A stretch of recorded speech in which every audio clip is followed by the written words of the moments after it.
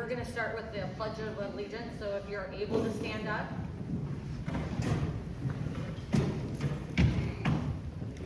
I pledge allegiance to the flag of the United States of America and to the republic for which it stands, one nation, under God, indivisible, with liberty and justice for all.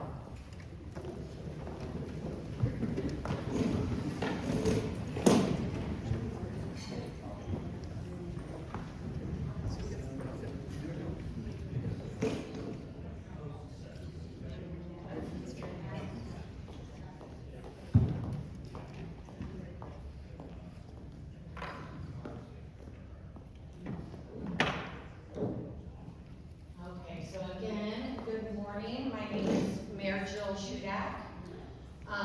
This morning we are going to start with some introductions. I'm going to go through my 90-day recap of my first 90 days in office.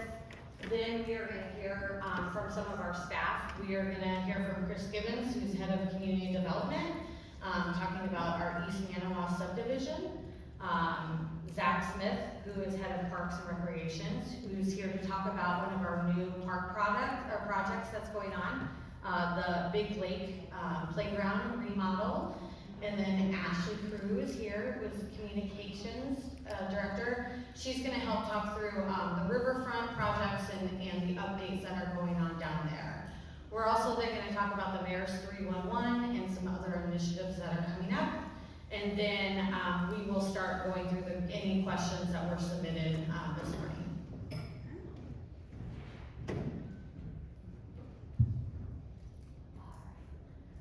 So again, my name is Jill Shudak. I was elected to the mayor of Principalus in November of last year. I took office on January 2nd, 2026 at noon, and so I'm just over 100 days in office at this point in time. And so when I ran and campaigned, I campaigned on accountability, transparency, and community partnership. And one of the things that we mentioned was that I would have 2 town halls a year, and so this is the first of those town halls, and then we'll have another town hall in the fall, sometime in the November time period, and we are going to rotate the location and the date and time of those to make sure that everybody in the community has access to attend those meetings. As well as we are recording this, and the town hall will be posted on our social media page by the end of next week as well. So as I mentioned, the team that's here today, we do have other team members that are in the crowd, but Chris Gibbons, Zach Smith, and Ashley Cruz. And so with the 90-day recap, during the first 90 days, I did an efficiency audit, and speaking with all the different departments, wanted to make sure that we were working as efficiently as possible. Were there gaps that we could do? So this was not a budgetary audit. This was how do we work on the different processes? Can we work better as teams? What can we do to make things run smoother, easier, with the amount of resources that we currently have? And so there were a few things that I was able to point out. So with those department heads, started with meeting with each of the different department heads. We identified wants, needs, and desires. So what do they want? What do they absolutely need that they haven't had the access to previously? And then if there was unlimited funds, what would be their desires as far as kind of where we went? And with that, we were able to identify several different items and put those in place already. So first of all, there were some technology gaps. There was no instant messaging at City Hall. Some of our technology, it was time to upgrade servers, things of that nature. Overall, our security, our cybersecurity is in very good shape for the community and for the city of Council Bluffs. But there were things that would make things a lot easier. So we have department heads that aren't necessarily stationed out of City Hall. For example, our library, our police, our fire department. So implementing instant messaging allows us to communicate in real time without somebody having to come over to City Hall and have conversations. So that was an easy win for the city to put that win into place. We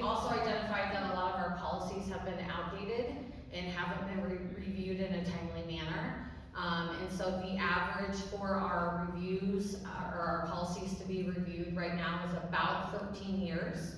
And so we have started reviewing all policies, and we are bringing updates to the council.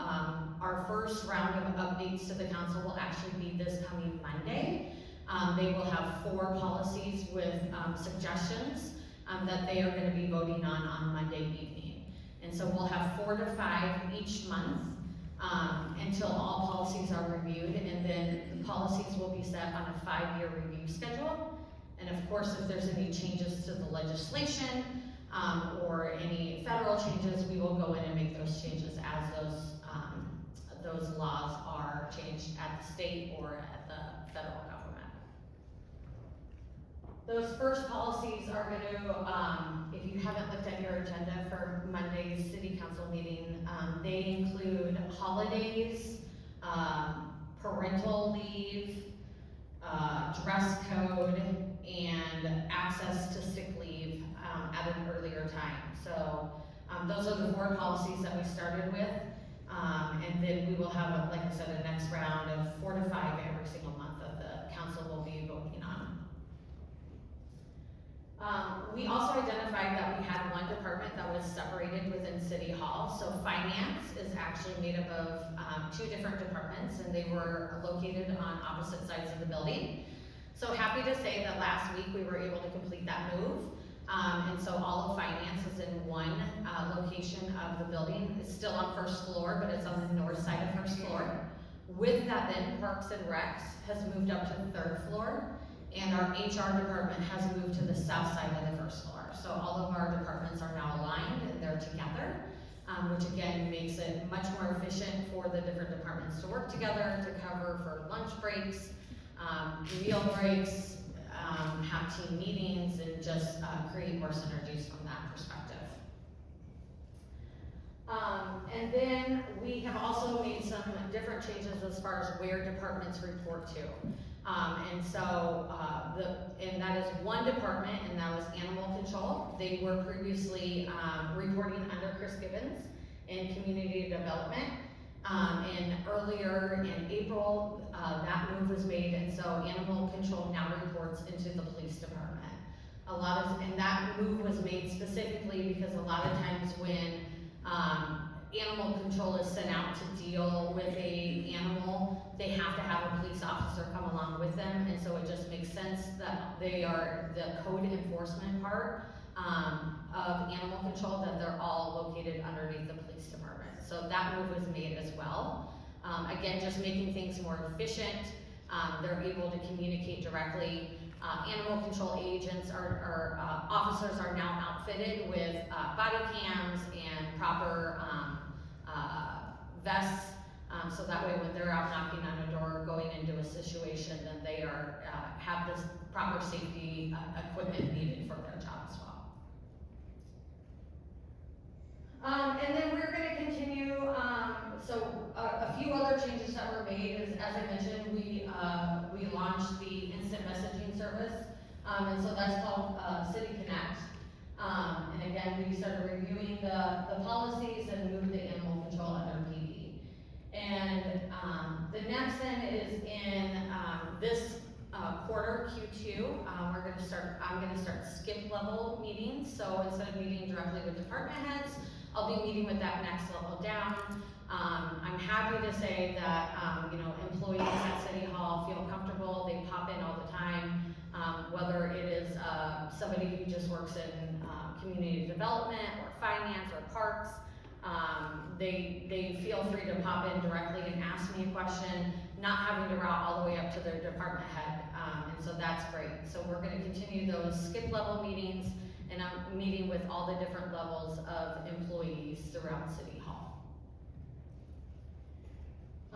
And then we are going to continue to engage staff and our city council as well. So with city council, I provide them an update at the end of each week as far as what myself and my team has been working on for the week, allowing them to come along in the different processes, ask questions as we go along, so that way they're more informed before the vote, before anything comes to the city council on a Monday afternoon for them.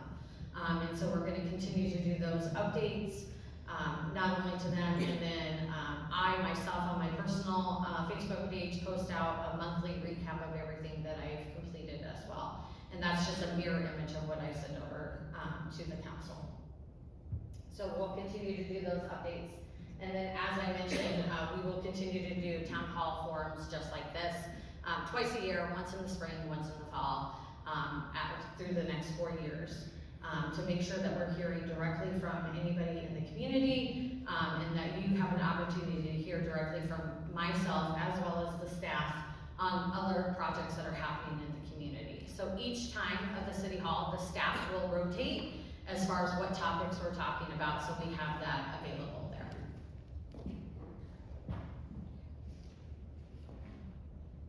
All right, so I'm gonna turn this over to Chris Gibbons right now, and he's gonna give an update on the East Manawa subdivision project.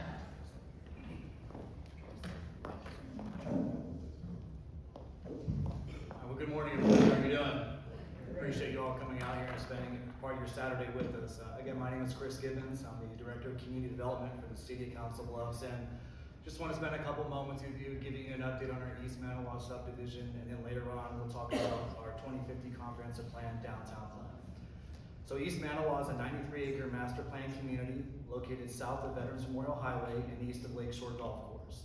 This exciting development is being designed as a mixed-income neighborhood that offers a variety of housing options with varying price points, including single-family homes, townhomes, row homes, and multifamily apartments. At full build-out, East Manawa is anticipated to add between 800 to 900 new housing units and play a key role in meeting Council Bluffs' future housing needs. The subdivision is thoughtfully planned to reduce infrastructure costs while creating a connected and walkable neighborhood. Future residents will enjoy access to the city's trail system and nearby Lake Manawa State Park. Infrastructure improvements, including roads, water, and sewer, will be completed in phases over the coming years, with homes constructed by private builders through an open public bidding process.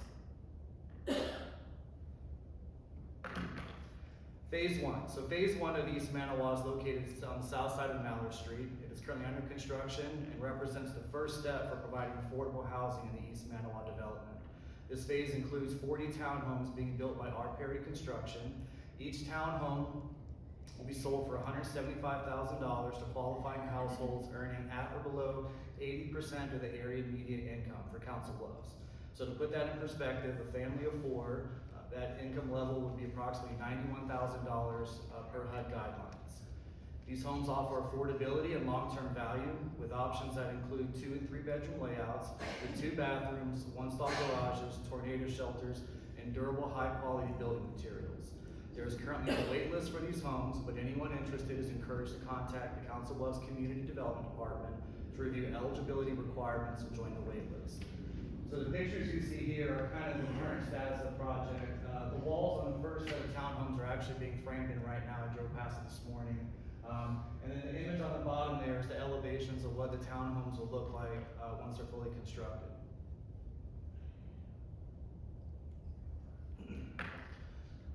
The city recently completed the reconstruction of Mohawk Street in support of the East Manawa subdivision. Along the east side of Mohawk Street, there are 24 platted lots that are now available for purchase and development of attached single-family homes. Each lot includes access to full city utilities and nearby public park, creating an exciting opportunity for new market rate housing. Lots are priced at $35,000 and will require approval of a purchase, sale, and development agreement between the builder and the city. The city currently has an open public request for proposals for remaining lots on our website. All homes must be constructed in compliance with the adopted East Manawa subdivision design standards to ensure a cohesive neighborhood aesthetic. So of the 24 lots, we've already sold off 8 of them, so there's still quite a few left available. If this is a project you're interested in, again, online through our website, you can submit a proposal to purchase those lots. If you have questions about the actual design standards for East Manawa, I would encourage you to maybe reach out to community development to have a conversation up front before making that submittal, so that you're aware of what would be required if you were to submit a request to purchase one of those lots. No, Ashley.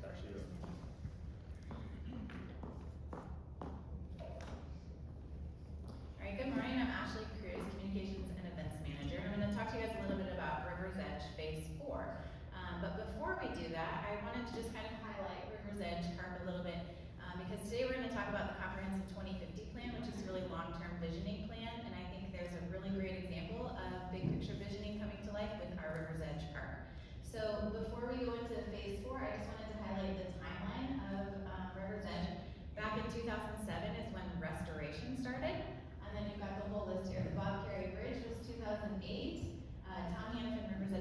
was 2013. That's the big gray lawn. From there, we had Less Fest for a few years to show what the park would look like with a big event added. The pavilion was added, lots of offices and apartments and townhomes. We've got Bell's Play Garden now, which is a really cute play area for children. And then we started the construction for the tower, which all of that will be done this year. So Rivers Edge Park is really a really unique and exciting park. When we have people come and visit, it's a huge amenity. The folks at Springfest, so in March we had an event called Springfest at Rivers Edge, and it was kites. Some images here from that, giant kites. They came from Kansas City, or outside the Kansas City area, and they told us multiple times how much they envied the park and wish that they had something like that in the Kansas City region. So it is a really unique and cool space, and there's more excitement coming here soon. Phase 4 is really thanks to our partners, so we listed them all here. Southwest Iowa Nonprofit for Collective Impact is who is conducting the fundraising for this, And the management of the project. And then the Iowa West Foundation has been our lead donor with a gift of $15 million. And the Adventure Tower, Mid-American Energy is the lead donor for that. The Borman family is the lead donor for our treetop walk, and the Charles E. Lincoln Foundation is the lead donor for the pier. So let me talk a little bit about each of these amenities. So first we'll go over the treetop walk. I realized I should have had like a computer in front of me like I just did because I can't see my own presentation. But this will have a 1.5 mile elevated treetop walk that goes above the forest floor and allows you to kind of look out into the trees. It's a really unique experience. There's going to be some cool interactive features on that too. We'll have some QR codes that will be posted on really nice little signage, and when you scan those, it'll take you to an interactive activity for children and families that are there and want to learn more about the ecosystem that exists at the River's Edge. It will also connect to the Bob Carey Bridge, and then it will lead into the Mid-American Adventure Tower, which we'll talk about in a second. That would be a picture on the left where you can kind of see the zigzag of the treetop walk. And then the Lincoln Foundation Pier is going to go out over the water, so it will allow people a different experience down at the River's Edge. And it will be south of Interstate 480, where you can access it right from the Levee Trail, sort of by Dock Riverside Golf Course. This pier will have multiple little sections to it. You can see this picture on the right that is also zigzag, But it has different areas where one is a little area where the children can play, a small climbing feature, and then there are multiple seating, and then out over the River's Edge, you can see really beautiful views of the Omaha skyline and also the river and above and below. And then the Mid-American Adventure Tower is It's a 138-foot observation tower. It's going to be a really unique amenity with lots of exciting things. We do have a company called Approach Gym that is going to manage this because there are amenities that will you'll have to sign up to participate in. The lookout tower though will be open and anybody can walk up all of the stairs and get really awesome views of the area, the river, the skyline. And then the amenities include a 50-foot rock climbing wall. It is actually set up to be a pre-Olympic site, and this is what Approach Gym will manage. So there's all kinds of options for if you want to just go and try it, or if you want to buy a full package. There's going to be Plenty of options to see that. It's over here on the right-hand side of that is the wall climbing feature. And then there's roll gliding, which is two 480-foot tracks, and you can kind of see them in the rendering here. It's the metal pieces. You'll actually get into a harness. It's kind of for adventure seekers. A specialized harness that you can take one of two tracks, and two people can go at the same time and race each other down. And it'll be really a fun and engaging way to like experience the riverfront and the treetop area for adventure seekers. That's not probably for everyone. And then there's 400 feet of simulated cages with caves that will go make you feel like you're underground and experiencing a caving. So that is Rivers Edge Park. I'll turn it over to Zach for Big Lake. Thank you, Ashley. Good morning, everyone. Thank you for being here. I'm very excited to share the planned improvements for Big Lake Park. Behind me, you'll see renderings, I believe on your left. It would be facing to the east, and the rendering on the right is facing to the west there. The improvements include replacement of the existing playground, which was installed in 1997, so coming up on 30 years old, one of our older playgrounds in town, and along with replacement of the existing structure, we'll have an expanded play area, about half again the size of what's currently there, to make up for the playground that was removed on the north side of the levee during the 2019 flood event. So excited to do that. Let's see here. Let me switch it over to the next slide here, where the rendering on the right will kind of show you that the main play structure is a boat-themed structure, and we are actually keeping the existing picnic shelter in this park, which is very popular, very heavily used. But now, if you're familiar with the area, the whole space between the existing playground and the shelter will be connected.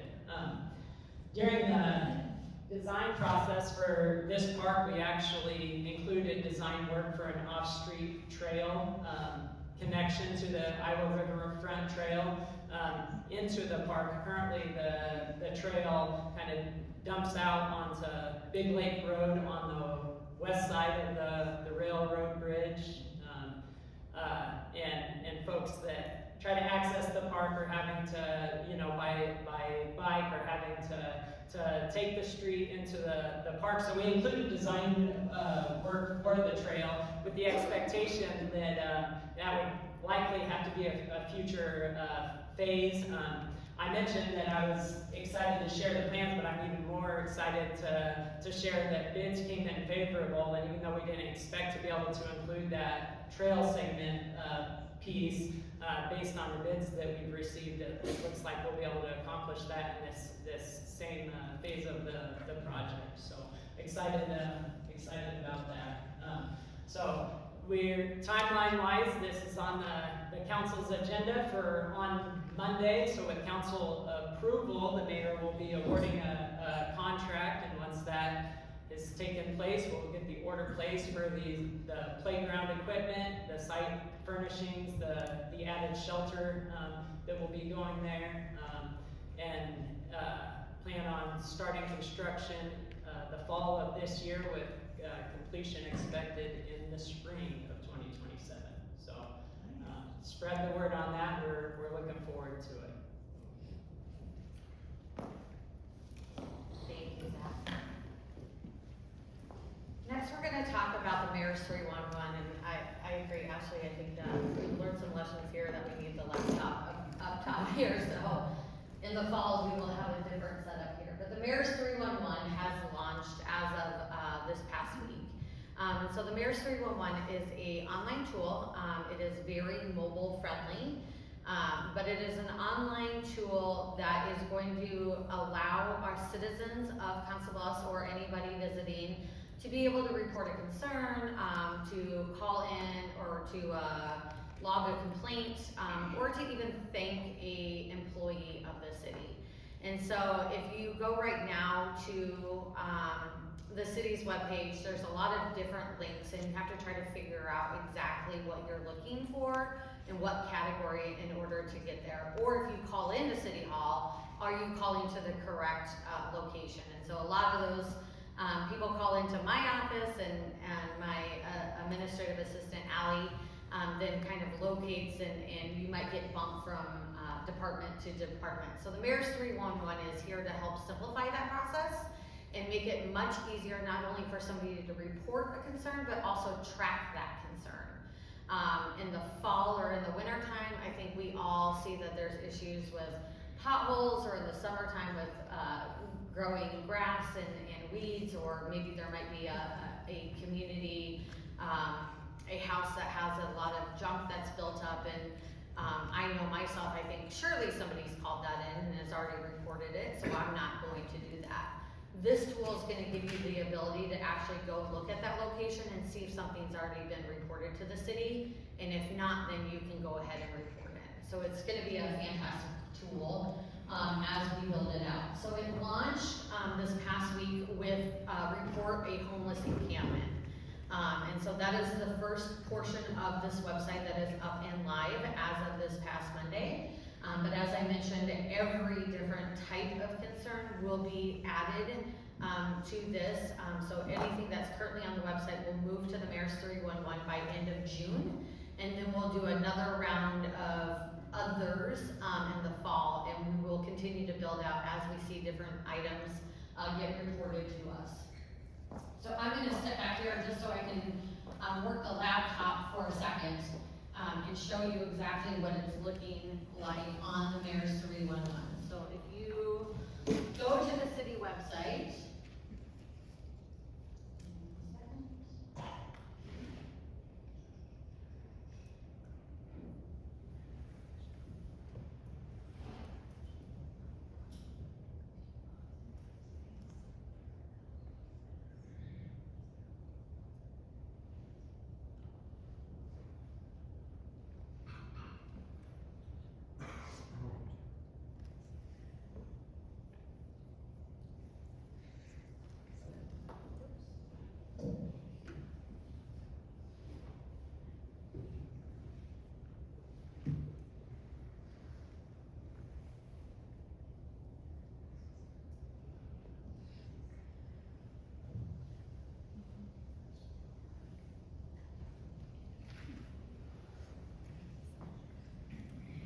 if you go to the city's website and you click on report a encampment, homeless encampment, it will launch you over into the Mayor's 311 site.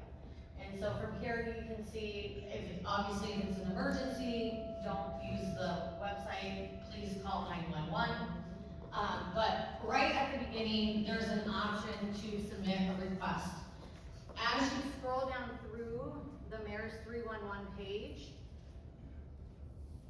you are gonna see a few different options,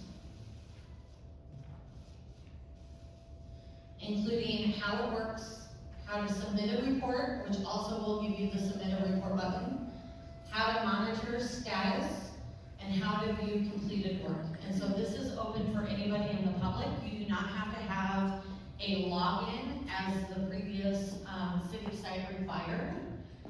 And so there's also an explore request button at the bottom. So if you want to see what type of requests are already been submitted, you can do that as well. If you have a request to submit, you're simply going to click on that button. You have the home button that will take you back to the main page, or you can see what reports have already been submitted. You have the, right here is where you're gonna see the additional buttons for you to be able to select once we build out at the end of June all the other ones. So right now, report an encampment is the only live option. So I can select that option, and it will then allow me to do one of two different things to locate that option. I can actually put in an address, or I can drop a pin on the map. So if you're driving through the street and you see something and you're not sure of the address, you can actually go into the map and just click on the area. Or if you know the exact address, you can do that as well. So I'm just gonna put it in City Hall.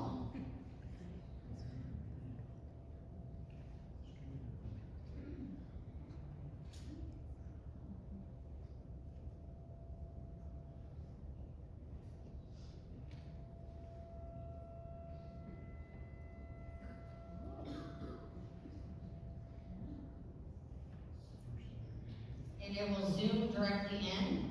And so from here, I can either leave it here, or if it's potentially at Bayless Park, I can move my little drop down from there. Then, as I continue to scroll down, there's an option for a description. And if you have taken a picture, you can upload the picture of the encampment as well. And any additional comments that you would like to see or have the officers have information for. For report an encampment, these requests will get routed over to our HOP team, the homeless outreach team. And so if you want to be able to be contacted by the HOP team, if there's additional information information needed, you can mark yes or no. If you mark yes, you'll need to fill out your contact information. If you mark no, you do not need to fill out your contact information. And then you would simply scroll down and hit the submit button. There is a capture just to make sure that we're not being spammed. And so you'll have to do the capture. And then you can hit submit. From there then, that complaint is routed over to our hot team. And they are able then to review that and publish that online. And they start to work those requests. So if I go over to review reports, you will then see all the different requests that are currently out and available. Oh. And so if I look at encampments, right now there is no outstanding items that have been requested. Oh, let me see. We have one down on the riverfront that's pending. So you can see here, this request was submitted on the 28th at 10:29 p.m. And it's an occupied encampment, and it's yet to be cleared at this point in time. So once the hot team goes out and makes contact with them and gets them the services that are needed and requested, and they're able to clean up that encampment, they will mark it as clean, and if there was a picture prior, they will upload the picture of the cleared spot as well. So you can see exactly where it is. So if you are having issues in your community, you can come out here right now, or if you're out on the bike trail and notice something, or you're driving through town, this portion of the website is live right now. And as I mentioned, then the other parts will be live at the end of June. And my keys going in and out, sorry about that. But the other portions of the Mayor's 311 will be live by the end of June.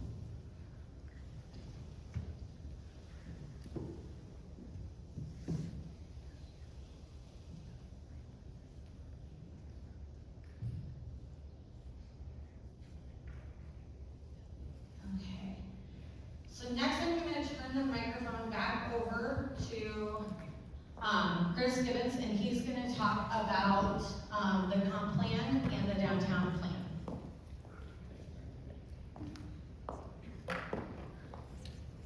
All right, so this is an exciting opportunity for all of us here in Council Bluffs. So the City Council Bluffs, in partnership with Shudak Consulting from Kansas City, are beginning a 12-month-long process of creating a new comprehensive plan and downtown master plan that will shape the future of our community for the next 25 years. This is a community-driven planning effort, and your input is essential to building a city where people want to live, work, invest, and enjoy all that Council Bluffs has to offer. We have a great opportunity to shape the future of our community together, so we encourage everyone to share their ideas and help create a strong vision for the future of Council Bluffs. The 2050 Comprehensive Plan will be guided by your ideas on how, where, and why our city should grow. Your input will help shape policy recommendations that support individual needs, community goals, and long-term growth opportunities. At the same time, the 2050 Downtown Master Plan will use community feedback on the places, spaces, and activities that bring people to downtown to strengthen and make our downtown a very special place. Together, these plans will share a strong vision, a more vibrant, more connected Council Bluffs for the future. The Council Bluffs 2050 Comprehensive Plan will serve as the community's long-range roadmap for growth and investment over the next several decades. It will help guide decisions on land use, housing opportunities, transportation networks, public infrastructure, parks and community facilities, economic development, and stewardship of natural resources. The plan will also focus on fiscal sustainability by aligning future growth priorities with the city's budget and capital improvement program, ensuring growth is strategic, efficient, and financially responsible.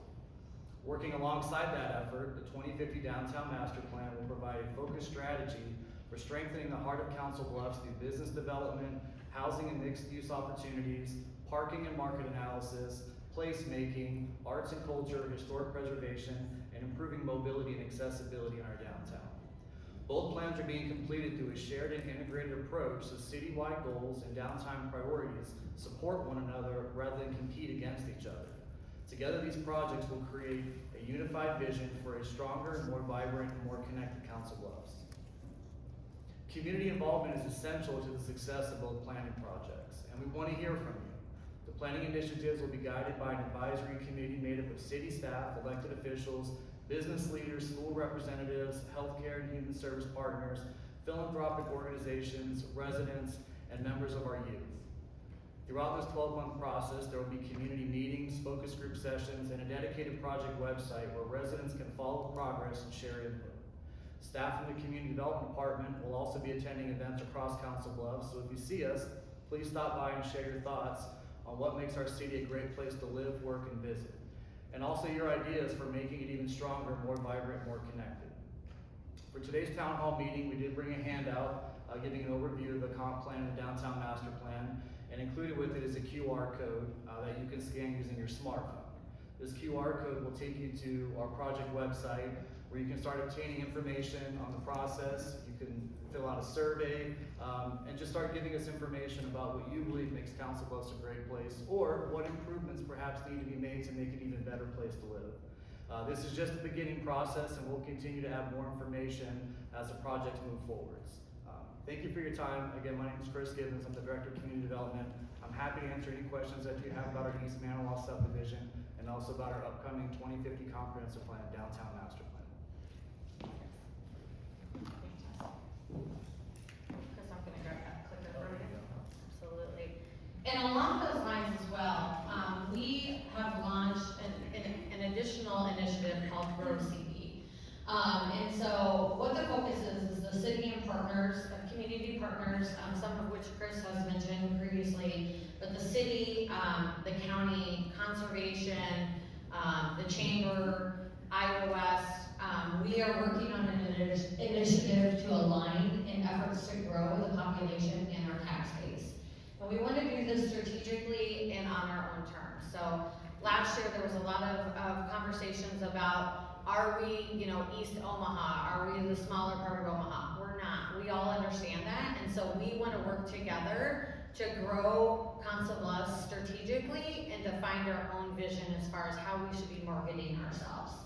As I mentioned, our partners in this steering committee are the city, the county, the chamber, Advanced Southwest Iowa, Iowa West Foundation, Potawatomi County, and conservation as well. And it's important for us to establish a strong local identity that's distinct from but connects to the general metro area. And so there's a new way to get involved in this initiative as well. So we will be asking for community and resident input, which will be vital in order for the community as a whole to come together in this marketing initiative. So we are going to be having many opportunities to engage and learn along with the comprehensive and downtown plan as well. So this is perfect timing for us to be able to roll this out. And so we do have a QR code that you can scan to provide your contact information if you want to be in this group of residents. We'll have this on the city website as well. So if you don't have your phone available with you right now, but this will just ask for your contact information. So as we set up the different learning sessions and community input sessions, we have your information to invite you to those sessions immediately. I see a lot of phones out, so I'm going to hold tight on this slide.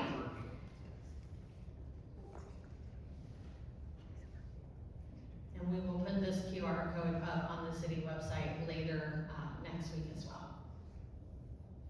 Fantastic.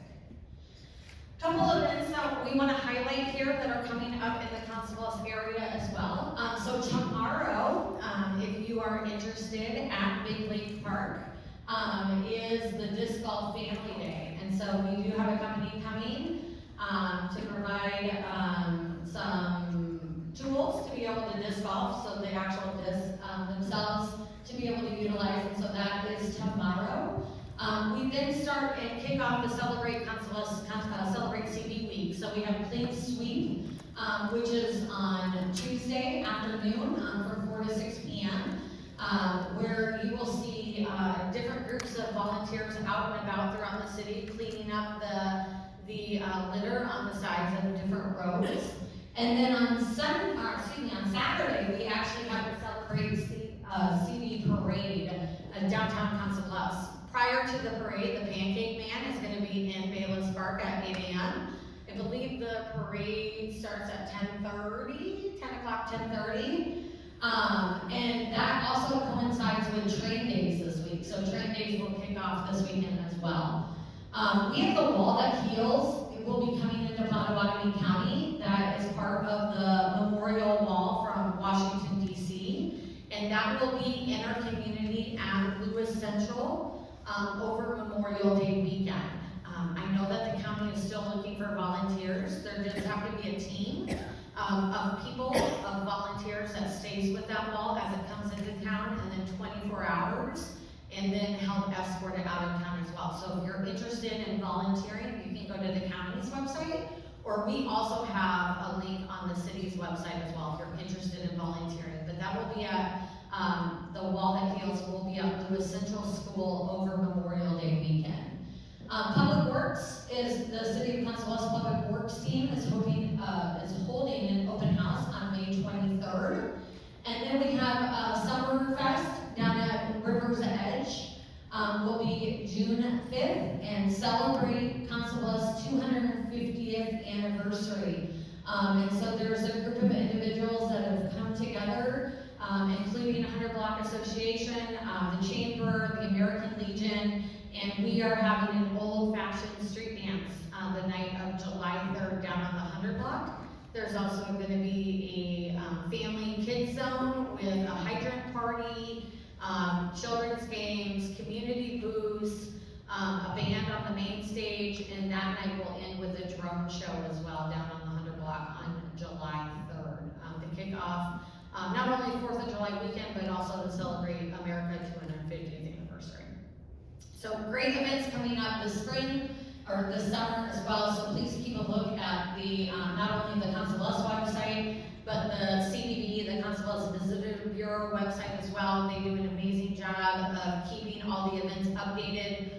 Any event that's there, we are also able then to promote out on the Council Bluffs City page, and so we work very closely with Mark, who's in the audience, to make sure that we get the word out on all the great events that are occurring in our community on a weekly basis. And with that, we do have a few questions that have been submitted. So we will dive into some of these questions. I think we have all the questions. There is one comment, so we'll leave that comment out, but all the questions we will go ahead and start working through. If anybody else has a question, we can come down and grab. I can grab it right here. Thank you, sir. Okay, so the first question is from Douglas in our audience, and Chris, I think this is going to be a question potentially for you. With the new housing project on East Manawa Drive, are there any plans to add street lighting on East Manawa Drive?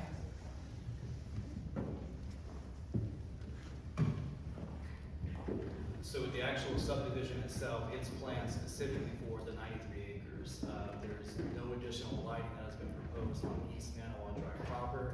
However, street lights will be provided within the subdivision to provide visibility to motorists and pedestrians.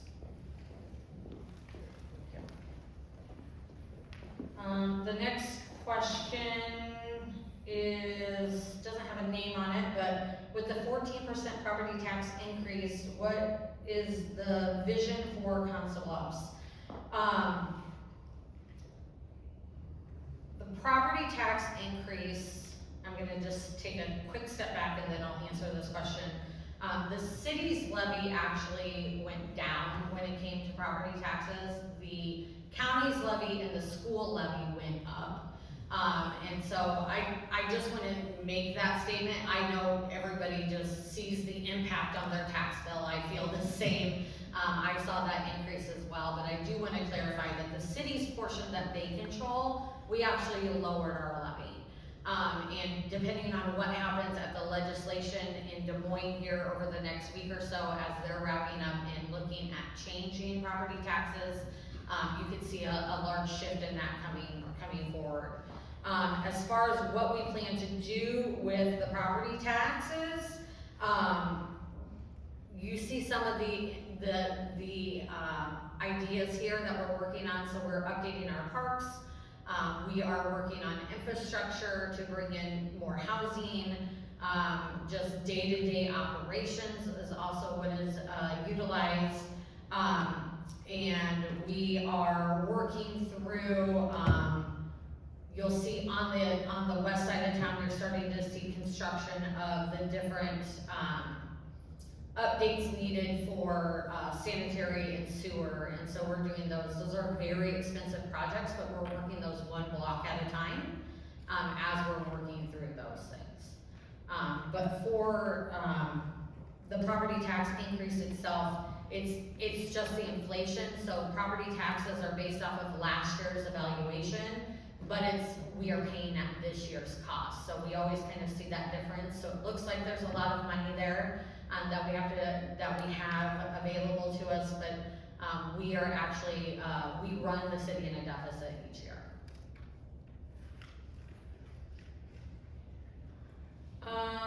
This question comes from Karen, in the office. What are we doing to improve traffic and streets between Broadway and Bennett interstate access? The streets are in major disrepair, and this speaks to south of First and Madison Avenue. Karen, I'm not sure where you are, but I agree. Right there, thank you. So I completely agree. I actually spent 2 days up in Ames this week with a group from Iowa State Extension Office in a national walkability conference, and so I sent an email to the council yesterday asking them to participate in a walk audit of that curve on Madison Avenue down to Timbercrest, where there is no sidewalk with me. And so we will be discussing that in the upcoming council meeting, but I would like them to come on a walk with me and see exactly how it affects a pedestrian or somebody on a bike trying to make that curve and come down to get back to the sidewalk. So we are looking at different ways. In that conference that I was able to attend, it will provide us some funding to help tackle potentially putting in that sidewalk there. And then we're also looking with that walkability audit, connecting the bike trail down to Bayless Park as well. So I just sent that information over to the council yesterday afternoon. So more to come on that, but I do agree that that street specifically needs some attention this year. The whole route. Yeah. Okay. Agreed. I drive it all the time. There's a speedway. The next question says, you ran on a platform of keeping Dodge Park as the Dodge family intended. When will that happen, or was that a lie? So in the counts or in the election, the streetcar as well as Dodge Park were two major topics. I actually ran on keeping Dodge Park as a golf course. No, you did not. I can read you exactly what the quote was in the non-corral. And you specifically said at one point that you wanted to keep it the way the Dodge family intended. Which is the park. Right, not a golf course. It is. Okay. Ma'am, we're gonna ask you not to speak out. I have made my view of this very clear. I have said why I am choosing not to develop Dodge Park. One of the reasons was, is that the Dodge family provided it to the city to use it as a park in perpetuity. It is a park, it is a public park that anybody can go down and utilize the space. It's also, the other reason is for safety of building down there, the amount of money it would cost, and it's just simply I'm not interested in doing it. And so I have kept this promise that I'm not interested in developing Dodge Park.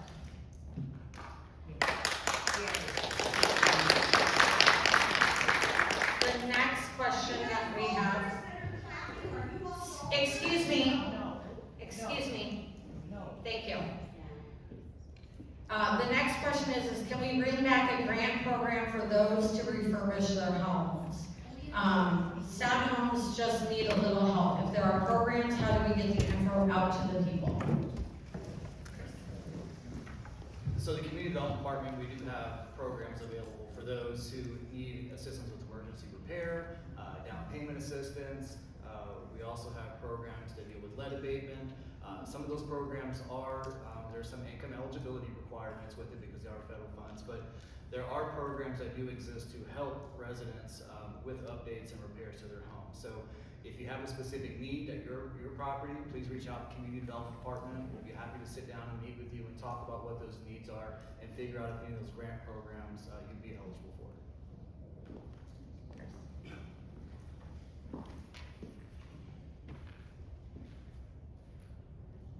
The next question, Chris, this one might come back to you. We might need to also have Matt Cox weigh in on this, and so if Chris isn't able to answer this question fully, this will be one that we will post with a full answer on. But how are we handling the storm runoff for Benoit subdivision? And so I know that there are retention ponds that are built into the plan, as well as sewers that's down there. City sewer drains have been put in there. For additional information or for more detailed information, we will need to get back to you on that one. Again, these questions and answers will be posted on the city website later this week, and so we'll make sure we have a full detailed answer for that one. The next, there's a set of questions here, so we'll try to go through as many of them as possible. But is there any updates on the streetcar extension from Omaha? No, it's something that I'm not interested in pursuing. It's not anything that the city is looking at this point in time. In my opinion, this is a moot topic for at least the next 3.5 years. Are we watching federal, state, and local dollars to make sure public money is being spent well? Absolutely. I think we discussed some of the things of just making sure that we're running things properly at City Hall. We're looking for any way to be more efficient with the dollars that we have. We're making sure that we are not spending any of our taxpayers' money in a frivolous way. I'm a taxpayer, so I am very vigilant from that space as well. So I believe that we are, but if there are suggestions, feel free to reach out to me and we can talk through any suggestions you might have. There's a comment about Dodge Park being left a green space. Will Big Lake have permanent year-round restrooms instead of seasonal porta potties for the homeless?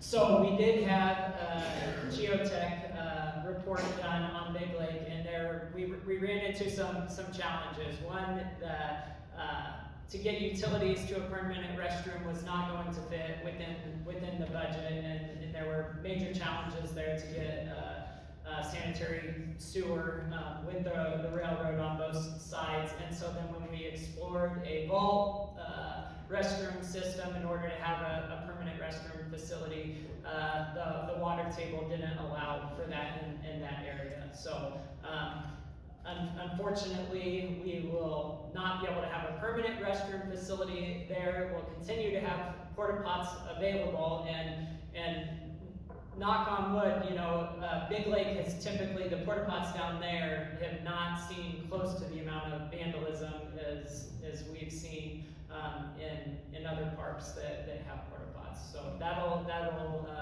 be the setup that we have going forward for Big Lake.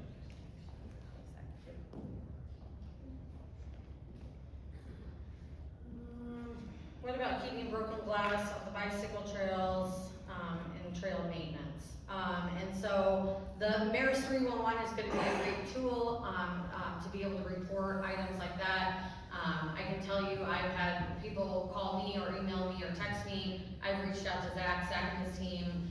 As soon as they're notified they are out cleaning up any type of glass or any type of items that might have been caused by other people, And so please make sure that you call in those items or use the mayor's 311 tool, so that way the parks team is aware of that and they can go get that cleaned up as quickly as possible.